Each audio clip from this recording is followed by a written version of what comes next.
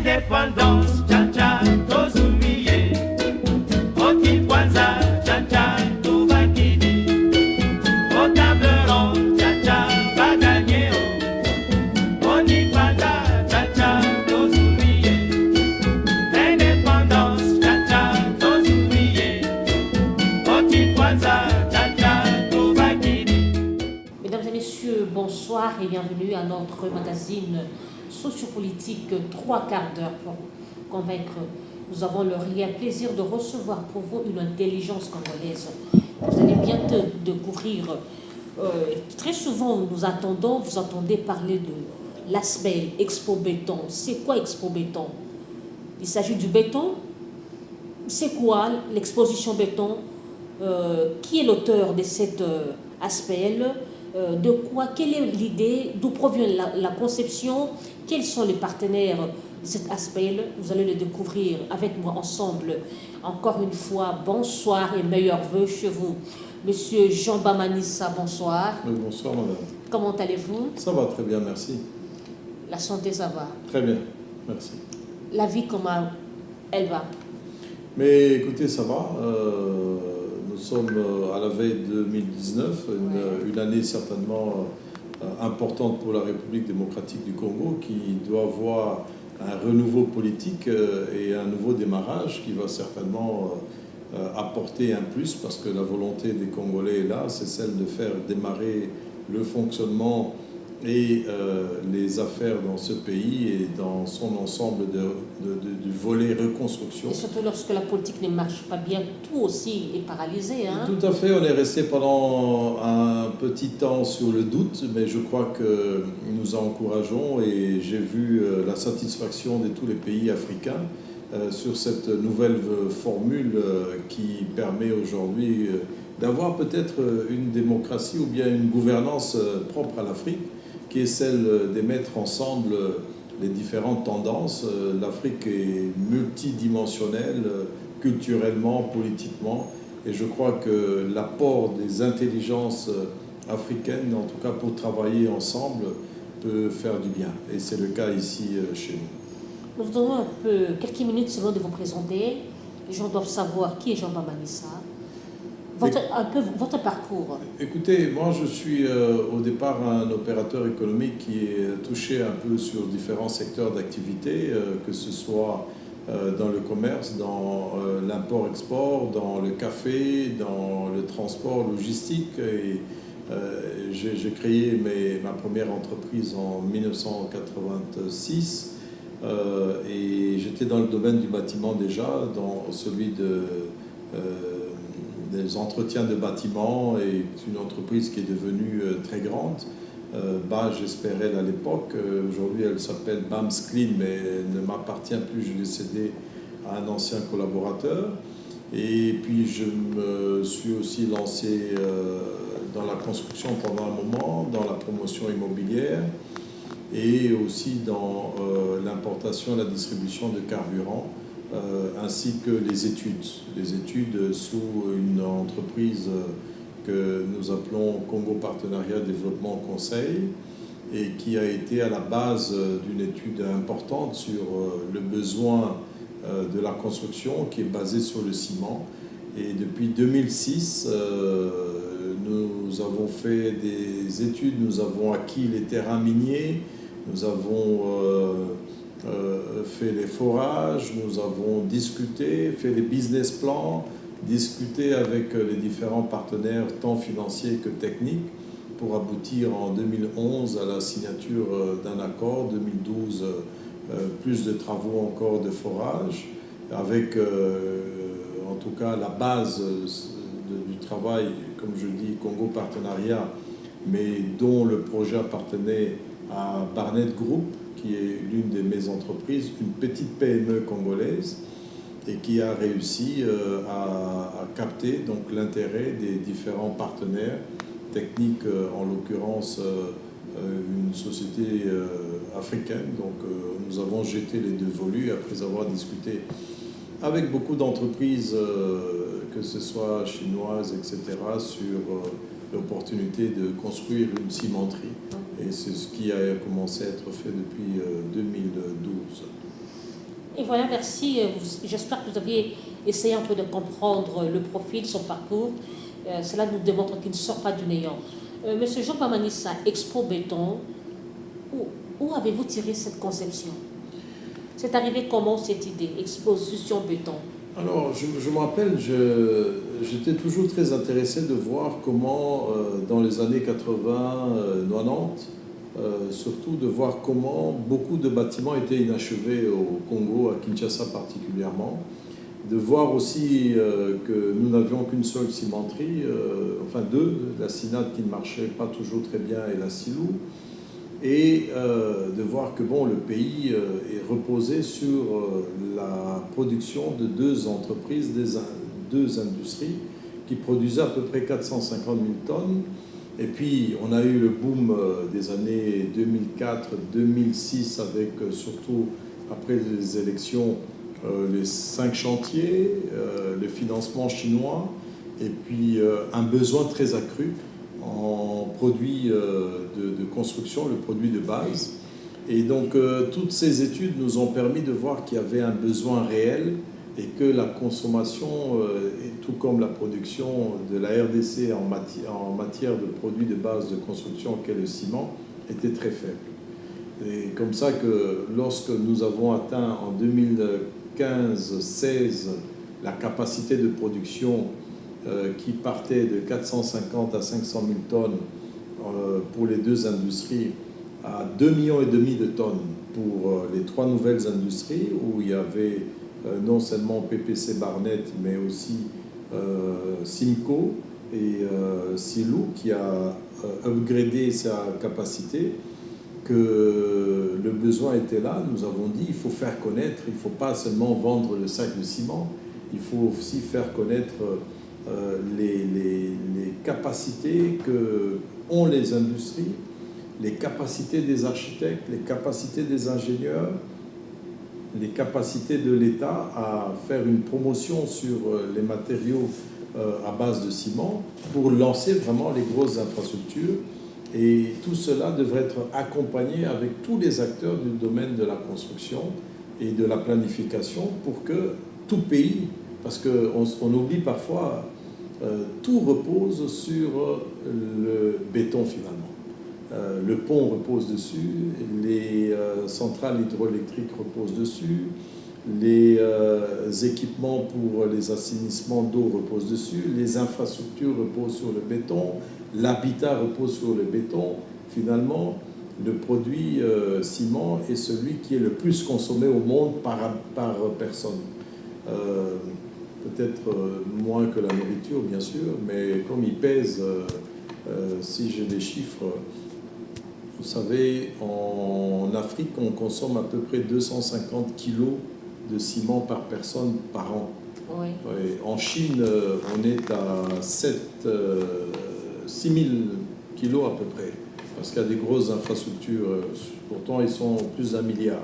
Donc c'est un produit qui est nécessaire et Expo Béton, nous avons voulu réfléchir là-dessus pour que nous puissions passer de l'étape de la production et de la mise à disponibilité des produits à celui de sa consommation intelligente.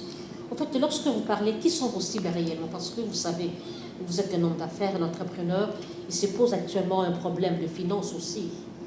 Alors, qui sont les cibles? Vous savez, lorsque nous lançons Expo Béton en 2016, première édition, nous disons, voilà que le produit est là, comment va-t-on arriver et que le produit coûte moins cher, parce que nous sommes passés d'un prix qui était sur le marché de 14 $ à un prix au sac de 8 $ dans la ville de Kinshasa, entre 8 et 9 $, au détail 9.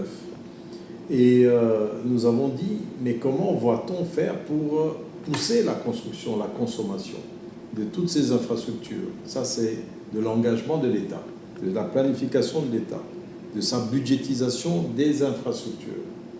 Comment le citoyen peut accéder aussi à la construction à travers des financements qui doivent passer peut-être par les entreprises de construction, le prêt immobilier pour pouvoir se construire une maison. la politique de l'habitat. Là, il ne s'agit pas de n'importe quelle construction. Voilà. Et puis nous avons dit, bon, puisque le ciment est désormais disponible, comment est-ce que l'État doit faire pour que les autres matériaux puissent diminuer les prix? Le carrelage, les matériaux électriques, les matériaux de plomberie, pour que le coût au mètre carré puisse diminuer le prix. Parce que nous étions ici à peu près à 800 $ le mètre carré, le gros luxe 1200, à la vente à 2000 $ le mètre carré, et nous restons beaucoup plus chers que tous les autres pays voisins. Donc, pour que nous puissions pousser aussi à la consommation de ce produit, il faut que l'ensemble des services et des produits puissent diminuer de prix. Voilà la démarche de Expo Béton, première édition. La deuxième édition, nous avons beaucoup parlé de la capacité du financement, de l'habitat, parce que, vous savez, l'habitat, vous ne le payez pas en 2 ans. Vous ne pouvez pas payer votre maison en 2 ans. Évidemment. Vous devez avoir un crédit sur le long terme, 15 ans.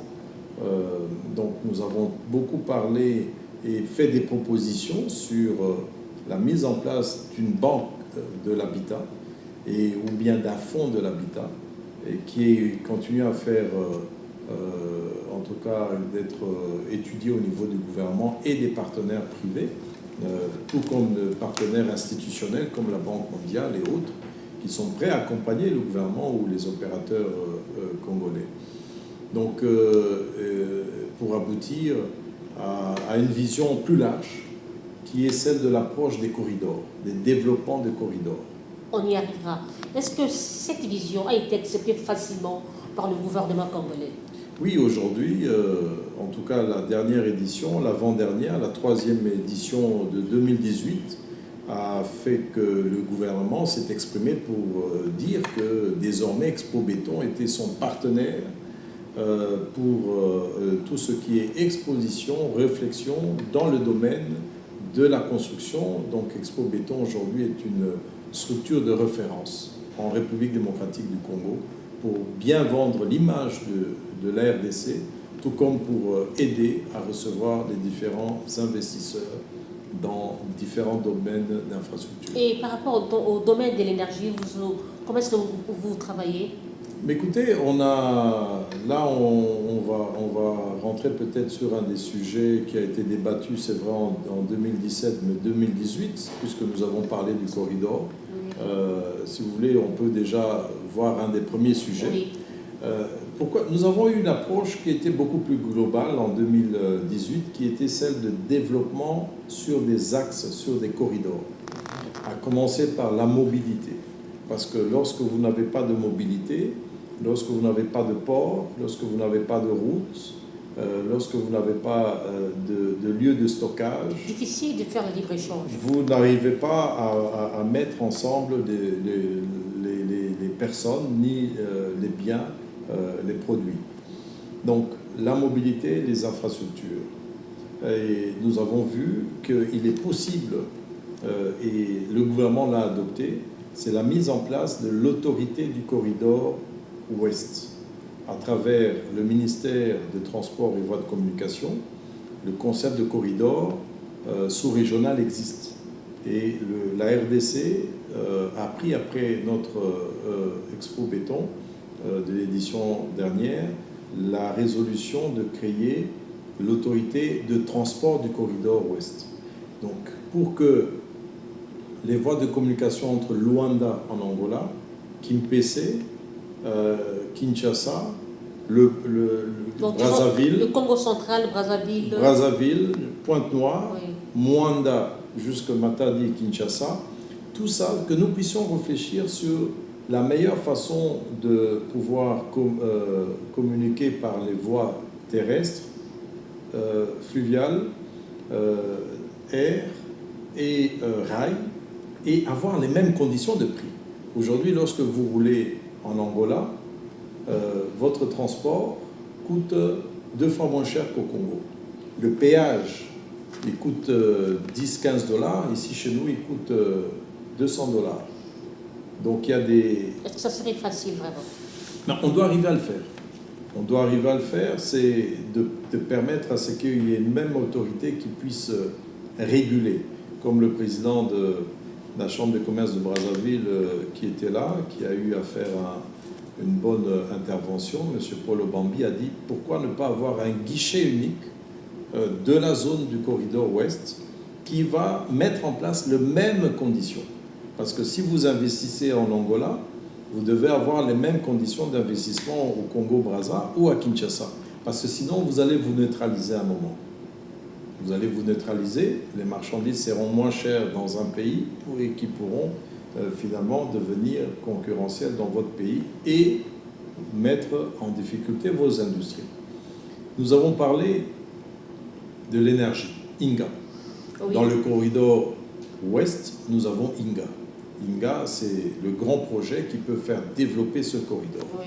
Et cet espace corridor ouest, aujourd'hui RDC, qui englobe les deux autres pays, a la chance d'avoir une capacité de production énergétique immense. Nous avons dit qu'il serait bien que cette énergie reste dans ce corridor, qui est très peu peut-être qu'il soit vendu, mais que ça devienne la zone la plus industrielle pour les 50 ou 100 prochaines années. Cela est possible au lieu de rêver d'aller en Inde, tirer l'électricité jusqu'en Alaska, etc. Nous disons, gardons-le et mettons-y, puisque nous sommes près de la mer, nous avons de ressources naturelles en Angola, au Congo-Brazza, Congo RDC. Nous avons nos ressources qui peuvent être transformées ici chez nous, près de la mer, et bien que cette zone devienne la zone la plus industrialisée du monde peut-être. Vous avez des belles idées, des belles conceptions. Qui sont vos partenaires? Mais nos partenaires, c'est le gouvernement en avant tout. À part le gouvernement, il n'y a pas de partenaires extérieurs? Nous avons, c'est vrai, des chambres de commerce qui sont très intéressées par les conceptions que nous faisons. Et je pense qu'en travaillant ensemble, nous pouvons arriver à avoir un plan de développement, une vision et un plan de développement qui puisse marier vraiment toutes les attentes des partenaires privés. Nous avons comme partenaire ici localement l'ANAPI, qui est notre partenaire privilégié, qui est l'Agence nationale pour la promotion de l'investissement. Nous avons aussi des partenaires financiers qui viennent, des grands partenaires comme la SFI, la Société financière d'investissement. Vous procédez comment ce partenariat? Alors, nous les invitons. Pour le moment, nous sommes un genre de think tank de réflexion et de proposition de projets. Je crois, par exemple, si le nouveau gouvernement qui va venir en RDC, qui a son programme, s'il peut axer son programme de développement sur les axes, sur les corridors, nous, dans ce grand pays de 2000 km de large ou de long, nous pouvons travailler sur des axes de mobilité au lieu d'aller nous éparpiller un peu partout. Et je crois que ça sera plus utile dans la sous-région, tout comme à l'intérieur de la RDC, d'avoir une approche dans les corridors. Alors, l'électricité, nous en avons parlé, et si nous devons faire la centrale hydroélectrique de Inga qui doit être lancée bientôt, le ciment est là, le béton est là. Donc, ça ne sera plus importé. Vous êtes aussi l'un des promoteurs. Bien sûr. Et nous voulons que ces grands projets se fassent en utilisant nos produits locaux. Tout comme le port de Banana est en construction, non, il n'est pas encore en construction, mais c'est un projet qui peut démarrer rapidement, pour lequel moi-même je fais beaucoup d'études au début des années 2000. Nous serons heureux que cela puisse utiliser le ciment congolais, RDC. Consommant congolais. Tout à fait. Et voilà, depuis que vous avez commencé, quelles sont les difficultés auxquelles vous êtes confrontés à tout moment? Il y a des difficultés? Vous savez, nous le faisons avec des moyens, des sponsoring. C'est l'occasion, c'est vrai, pour beaucoup d'entreprises, puisque vous avez été présents, vous avez vu les images, il y a beaucoup d'entreprises qui viennent se faire connaître. C'est du sponsoring, mais nous souhaiterions que l'État, le gouvernement ou les structures de promotion que sont le ministère de l'économie, l'industrie, l'ANAPI, etc., puissent nous prendre véritablement en charge. Nous souhaiterions organiser aussi la présentation des entreprises congolaises dans des expositions à l'extérieur. Nous avons vu par exemple Expo Concrete, c'est bientôt, qui s'est réuni souvent en Afrique du Sud. Il y a une grande exposition aussi au Kenya, en Égypte, au Nigeria, sur ce genre de thème. Et nous souhaiterions aussi faire connaître la RDC. Mais je pense que la RDC... Vous ne pensez pas aussi à propulser le jeune? Alors, lorsque nous avons nos sessions, nos expositions, nous avons un volet sur le concours, sur des thèmes bien précis que nous présentons aux étudiants. Nous avons plus de 100 étudiants qui viennent, qui participent à un concours pendant 3-4 jours, bien précis. Ce sont les jeunes des instituts techniques, parce que là, la dernière fois, c'était sur un thème, c'était sur le développement d'une zone économique spéciale. Et il fallait dessiner l'aménagement de cette zone économique spéciale, mettre, on avait parlé de celle de Maluku, mettre l'aménagement, donc les dépôts, les habitations, les industries, l'électricité, etc., et le type de bâtiment qui devrait être fait. Donc, en 4 jours, les étudiants ont eu un travail très méticuleux et très profond pour faire une présentation d'une zone économique spéciale. Ça a été facile d'accumuler la matière avec les étudiants. Tout à fait. Très souvent, actuellement, on critique nos étudiants. Non, écoutez, lorsque nous parlons... je vous dis par exemple, le plan d'aménagement de Kinshasa. Le dernier, il datait des années 70, 72. Et je peux vous le montrer là.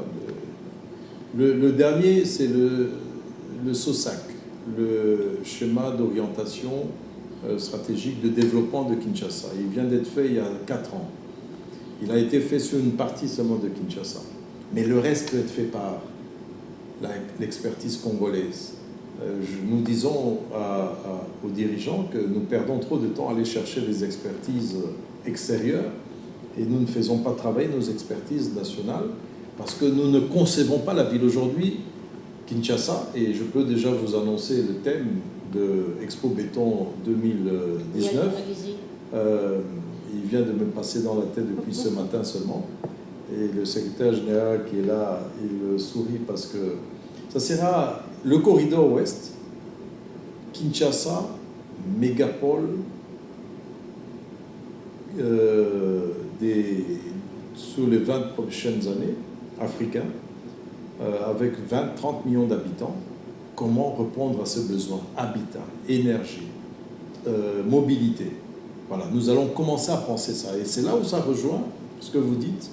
Les jeunes, comment peuvent-ils, l'expertise locale, comment peut-elle commencer à participer sur la conception de l'aménagement de la ville de Kinshasa qui va doubler dans les 20 prochaines années. Et le concours se passe comment? C'est un gros... Il y a un prix à gagner. Ça c'est le gouvernement qui doit mettre en place maintenant à travers le bureau d'études et de l'aménagement, le bureau, la ville de Kinshasa, le ministère de l'Urbanisme et le ministère des Affaires foncières, un cadre comme celui qui s'est fait avec le SOSAC pour réfléchir et écrire, dessiner, motiver les études sur l'agrandissement et la vie de Kinshasa. Sinon, je l'ai toujours dit, une ville mal faite, mal dessinée, mal orientée peut disparaître. C'est pas un secret. Je ne sais pas si c'est un secret pour vous. Qui est le bailleur de fonds? Le bailleur de fonds pour ces études devrait être le gouvernement avec des partenaires extérieurs pour pouvoir lancer ces grandes études. Le dernier qui vient d'être fait... C'est la demande d'un budget colossal. Le dernier qui vient d'être fait a été financé par l'Agence française de développement. Elle a fait l'étude détaillée de la partie nord, donc la partie nord de Kinshasa, le fleuve, jusqu'à la limite avec Kasavubu, le boulevard Kasavubu. Nous avons encore tout le sud jusqu'à Maluku, bien que les grosses trames ont été faites, mais il y a encore tout cela à faire. Je ne sais pas si on pourra vous montrer aussi ça sur plan à la fin. Oui, à la fin. Et ça demande de l'investissement congolais, mais ce n'est pas les yeux de la tête. Il ne faut pas aller à Singapour pour aller le faire. Il ne faut pas aller à New York pour aller le faire. Il faut le faire avec l'approche congolaise, la vie congolaise et les architectes et les ingénieurs congolais. Comment jugez-vous votre bilan? Écoutez, notre bilan au niveau de Expo Béton, nous trouvons qu'il est positif. L'année dernière, nous avons fait la 3e Vous avez les édition. échos, en quoi c'est positif? C'est Les que, résultats concrets. en tout cas, il y a eu du partenariat qui a été enclenché. 2, il y a eu énormément d'entreprises qui se sont ajoutées, plus que la 2e, malgré que l'année dernière, c'était assez difficile. Nous avons eu beaucoup d'entreprises étrangères qui sont venues comme congolaises. Et nous avons toujours un bilan, c'est vrai, qui est déficitaire, où quelquefois nous-mêmes, nous devons mettre les moyens pour pouvoir prendre en charge toute l'organisation. Et c'est pour ça que je dis que nous attendons que le gouvernement nous soutienne effectivement, parce que c'est une approche qui est nécessaire pour la planification de notre pays. Et demain, je suis certain que 2019 sera encore mieux. Et je peux aussi vous annoncer une chose, c'est que nous comptons organiser Expo Béton dans le cadre d'Expo Béton, puisque, comme vous le voyez, c'est un salon de la construction, des infrastructures, etc. L'ASBL s'appelle Expo Béton, mais nous ne parlons pas que du béton, nous parlons de tout ce qui concerne le développement. Et nous comptons aussi nous lancer, nos thèmes principaux vont rester le corridor, et nous allons parler du corridor nord-est. Nous avons le Sud-Soudan, nous avons l'Ouganda, nous avons la province de l'Ituri, qui est le point d'entrée de tous ces pays qui rejoignent le corridor est qui part de Mombasa et qui doit normalement traverser la RDC jusqu'à Lagos. Et donc, pour le moment, nous ne sommes pas très présents. Parfois, cette ligne-là passe par Kassindi, Beni, parfois il passe par Mahagi, mais nous voudrions inclure les différentes possibilités qui sont le chemin de fer, un jour du Sud-Soudan qui rejoindra Pakwach et puis Mumbere, et puis on a un ancien chemin de fer jusqu'à Bumba, en traversant cette grande zone agro-industrielle et minière aujourd'hui, pétrolière au Sud-Soudan. Et nous allons parler du développement du corridor nord-est de la RDC. Après, nous parlerons certainement du corridor sud-nord, qui sera celui qui partira du sud de Kalemi, jusqu'à Beni, par exemple, en passant par Bukavu, Goma, etc. Et puis nous aurons celui du centre, avec le Lualaba, avec Ilebo, qui va rejoindre cette partie et puis monter vers le Kasaï. Et puis celui du nord aussi, qui doit rejoindre le corridor du Cameroun, qui va jusqu'à Bangui. Mais nous devons créer notre corridor. Alors, les corridors sont... Allez jusqu'à Bangui, est-ce que vous êtes en bon terme avec tout le président ou encore le gouvernement et les étrangers? C'est facile de les convaincre. Mais écoutez, ils ont besoin de nous tout autant nous avons besoin d'eux. Donc aujourd'hui, nous ne pouvons pas faire un programme de développement RDC sans tenir compte de leur avis. De leur avis, mais aussi de leur capacité. Aujourd'hui, nous avons le Congo-Brazzaville qui est là avec son port, avec son chemin de fer et sa route jusqu'à Pointe-Noire. J'aimerais un peu revenir en arrière. Oui. Dans vos activités, dans vos projets, vous avez besoin des architectes, des ingénieurs civils. Est-ce que pensez-vous aussi à régulariser ces secteurs qui posent problème? Nous avons assisté à plusieurs affaissements des immeubles, plusieurs affaissements de maisons. Est-ce que vous ne pensez pas aussi régulariser, peser, pour que nous ayons l'ordre des ingénieurs civils, l'ordre des architectes, des urbanistes, vous comprenez? Parce qu'aujourd'hui, on construit des maisons vaille-vaille. Tout à fait, madame. L'ordre, finalement, la loi a été adoptée. Oui. Elle a été promulguée. Donc maintenant, la corporation des architectes et des ingénieurs doit bien s'organiser. Et comme j'ai un peu cette expérience de la territoriale, j'ai été gouverneur de province, je pense que la structuration devrait être faite à partir des communes et des quartiers. Et on devrait avoir des architectes qui donnent leur avis sur les avis urbanistiques, les autorisations de construction au niveau des communes pour s'assurer vraiment que ce qui est fait correspond à un plan particulier d'aménagement bien défini. Parce que sinon, les architectes aujourd'hui, s'ils deviennent seulement des architectes constructeurs, ils ne respectent pas non plus, parce qu'un architecte ne construit pas en réalité, il conçoit.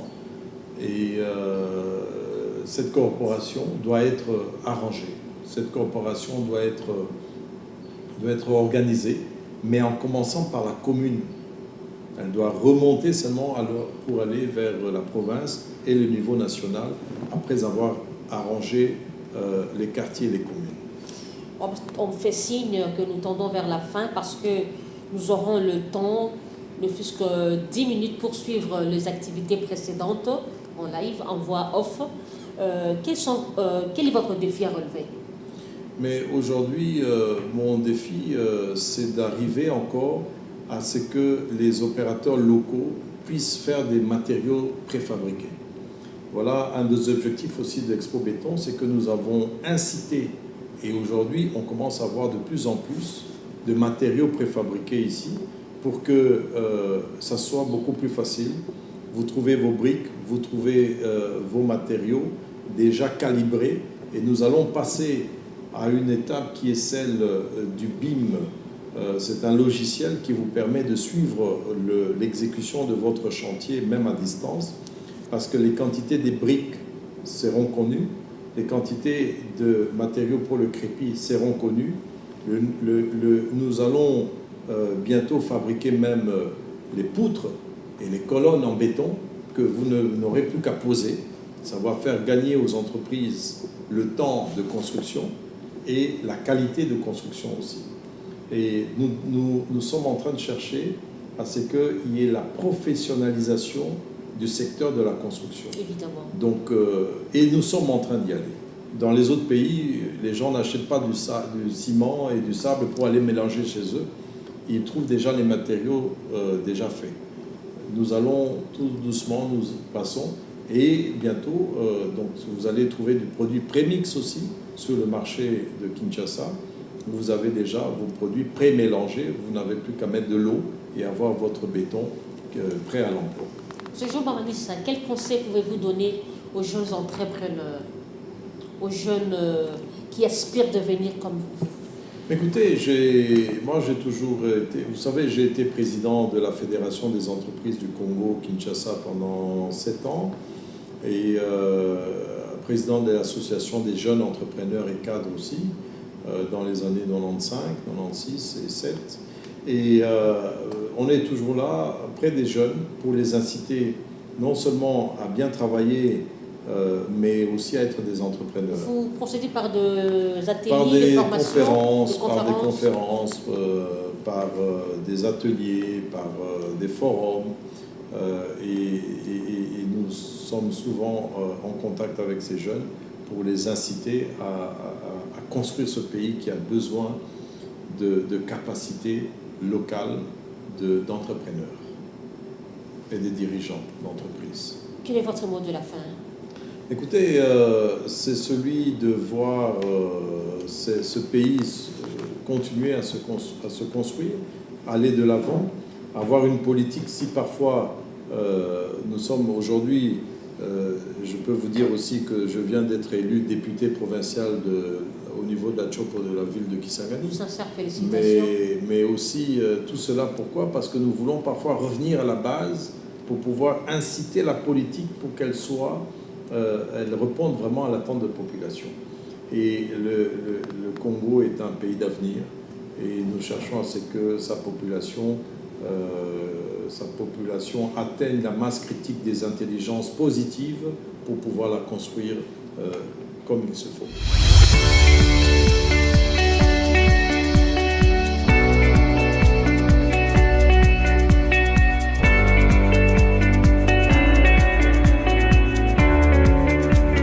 L'Expo Béton RDC 2018 s'est tenue au Pullman Hotel de Kinshasa du 18 au 21 septembre sur le thème « Le corridor ouest de la RDC, projet à développer, opportunités d'affaires ».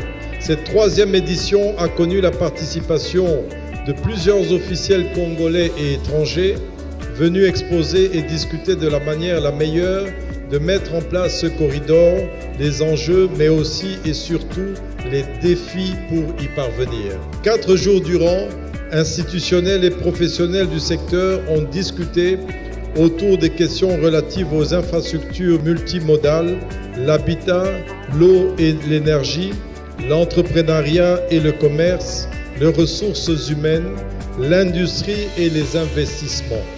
Un tour circulaire des questions qui ont permis de mieux cerner à la fois les opportunités, les enjeux et les défis qui se posent pour la mise en place réussie du corridor ouest bénéfique à tous.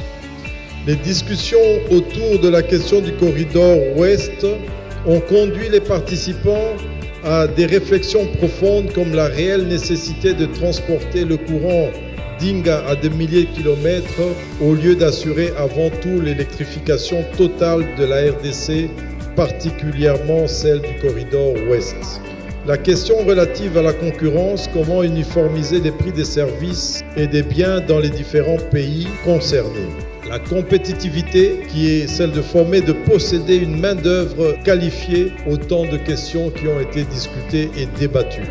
La troisième édition de l'Expo Béton RDC a le mérite d'avoir réuni les officiels de l'Angola, de Congo-Brazzaville et de la RDC pour des discussions franches, ensemble avec les opérateurs économiques, les professionnels du secteur et les participants. Une configuration efficiente qui a abouti à des recommandations et propositions comme entre autres celle proposée d'ailleurs à l'ouverture par son Excellence Monsieur le Ministre de l'Industrie de la création d'une autorité de développement du corridor ouest sous l'égide de la RDC. Celle de la création d'une autorité de transport du corridor ouest avec tous les pays de la zone telle que proposée par le vice-premier ministre en charge du transport et voies de communication. Troisièmement, l'acquisition des nouvelles technologies, la mise en place de mécanismes de protection et de garantie des investisseurs et des investissements, l'application des tarifs préférentiels par kilowattheure, l'exonération totale à l'importation des intrants à l'exception de la redevance administrative y rattachée, et cela sera couché dans le décret que nous attendons concernant les investissements dans les zones économiques spéciales. Le développement du projet du port en eau profonde de Banana, le prolongement du chemin de fer Kinshasa-Matadi vers Banana, ainsi que Kinshasa-Maluku-Ilebo, l'harmonisation des réglementations de transport et des politiques de transport avec les pays frontaliers, l'harmonisation des normes de construction des routes et autres infrastructures, la mise en application des dispositions relatives à l'installation du secrétariat permanent à l'instar des autres autorités des corridors de la sous-région. Nous sommes restés convaincus du fait que le corridor ouest ne peut exister fondamentalement que s'il y a l'énergie nécessaire à son développement. L'électricité à produire par les projets en cours de réalisation et futurs doit servir avant tout au corridor ouest. Pourquoi ne pas avoir 5000 industries sur cette zone grâce à cette électricité? Telle a été la question majeure que nous avons soulevée. Faudrait-il absolument exporter? Non, nous l'avons dit. Cela est d'autant plus nécessaire car elle devait booster les développements de la création d'emplois et de la richesse nationale ainsi que celle de la classe moyenne en RDC. La question de la main-d'œuvre a été au centre de discussion, a été démontrée toute son importance pour permettre à ce que le corridor et tous les projets y afférents, y rattachés, puissent connaître un franc succès. L'Expo Béton s'est terminée ce jour par un concours aux étudiants qui ont été gratifiés et que nous félicitons, et les félicitations viendront aussi de la part du gouvernement, certainement à travers le ministère de l'Enseignement supérieur universitaire et celui de la formation professionnelle qui était associé à ce concours. Merci. Mesdames et messieurs, à notre niveau, nous voulons rassurer l'Assemblée que le gouvernement de la République va s'employer pour que toutes les résolutions prises dans ce grand forum puisse être mise en application. Ainsi, je déclare clos les travaux de ce forum d'Expo Béton 2018 et je vous remercie. Monsieur Jean Bamanissa, merci d'avoir répondu à notre invitation. C'était pour nous un honneur de vous recevoir. Mais moi aussi, je vous remercie et bienvenue encore en RDC pour ceux qui veulent venir travailler avec des Congolais, parce que nous faisons aussi la promotion, en tout cas, des entreprises locales. Et c'est bien d'avoir des investisseurs, mais moi, mon approche a toujours été d'avoir des partenariats entre des entreprises extérieures et les entreprises locales. Merci. Merci. Vous avez compris que c'est la fin de cette émission. Il a été pragmatique, un enseignant. Vous aviez compris qu'est-ce qu'est l'Expo Béton, parce qu'il y avait trop de questions. Expo Béton, c'est quoi? Vous avez compris. Il nous a plus enseigné sur ses idées, sur la conception, sur le défi. Qu'est-ce qu'il pense pour ce pays? Restez branchés sur le programme. Que Dieu bénisse la RDC. Que Dieu bénisse Expo Béton. Au revoir, Inch'Allah. Indépendance, tcha tcha.